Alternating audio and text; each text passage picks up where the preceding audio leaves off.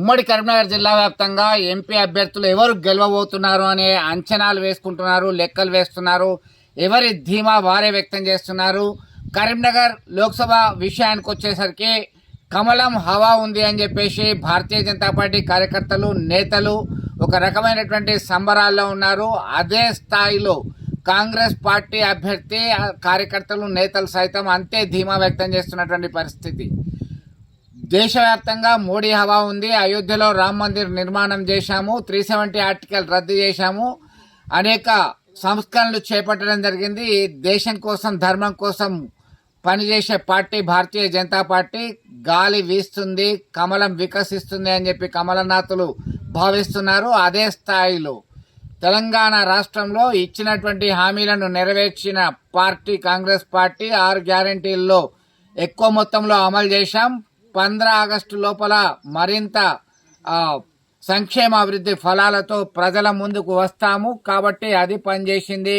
రాష్ట్రంలో అధికారంలో ఉన్నాం, ఖచ్చితంగా మెజార్టీ స్థానాల్లో గెలుస్తామనే ధీమాతో ఉన్నటువంటి కాంగ్రెస్ పార్టీకి సంబంధించినటువంటి నేతలు కరీంనగర్లో పాగా వేస్తామని చెప్పి ధీమా వ్యక్తం చేస్తున్నారు.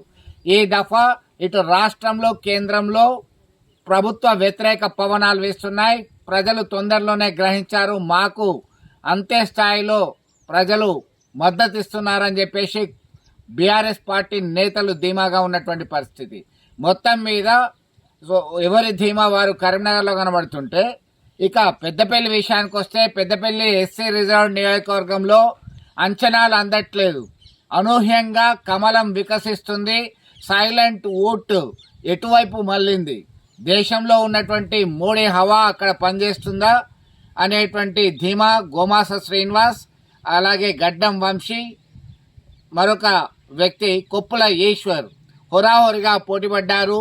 దీనిలో ఇరు పార్టీల మధ్య నువ్వా నేనా అన్నట్టుగా సాగుతుందని చెప్పేసి వారు భావిస్తున్నారు. నేను సైతం తగిన పోటీ ఇస్తానని చెప్పేసి బీఆర్ఎస్ అభ్యర్థి కొప్పుల ఈశ్వర్ ధీమా వ్యక్తం చేస్తున్నటువంటి పరిస్థితి. మరొక వైపు ఇక నిజామాబాద్ విషయానికి వస్తే నిజామాబాద్లో కేవలం నెక్ టు నెక్ ఇటు Dharmapuri Arvind sitting MP, Bharatiya Janata party అభ్యర్థి, అలాగే ఎమ్మెల్సీ కాంగ్రెస్ పార్టీ సీనియర్ నేత జీవన్ రెడ్డి సైతం పోరుపడ్డారు. దీనిలో ఓటర్ అన్న నాడిని తెలుసుకోవడం కష్టంగా ఉంది అని భావిస్తున్నారు, అంచనాలు వేస్తున్నారు. గెలిస్తే అర్జున్ని, ఓడితే అభిమన్యుని అని డైలాగ్ కూడా చెప్పడం జరిగింది సీనియర్ కాంగ్రెస్ నేత జీవన్ రెడ్డి. మొత్తం మీద ఈ పెద్దపల్లి ఎస్సీ రిజర్వ్, కరీంనగర్ విషయానికి వస్తే ఇటు బండి సంజయ్, వెల్చాల రాజేందర్ రావు, బోయిన్పల్లి వినోద్ కుమార్. సో నిజామాబాద్ విషయానికి వచ్చేసరికి ధర్మపురి అరవింద్, కాంగ్రెస్ నేత జీవన్ రెడ్డి, అలాగే బీఆర్ఎస్ నేత బాజిరెడ్డి గోవర్ధన్ రెడ్డి. ఇక్కడ ఎవరి అంచనాలు వారు. ఏ ప్రాంతం నుంచి ఎన్ని ఓట్లు పడితే మనం ఎంత మెజార్టీ వచ్చే అవకాశం ఉంది, సో కమ్యూనల్గా మనకి ఎంత వస్తున్నది, ఎవరు సపోర్ట్ చేస్తారు, ఎందుకు సపోర్ట్ చేస్తారు, బూతుల వారీగా లెక్కలు తీస్తున్నారు. పోలైన ఓట్లన్నీ, మనకొచ్చే ఓట్లన్నీ. ఇదే ఏ ఇద్దరు కలిసినా రాజకీయ పార్టీ నేతలు, కార్యకర్తలు ఎవరిని కదిలించినా ఇదే లెక్కలుతో కుస్తీ పడుతున్నటువంటి పరిస్థితి.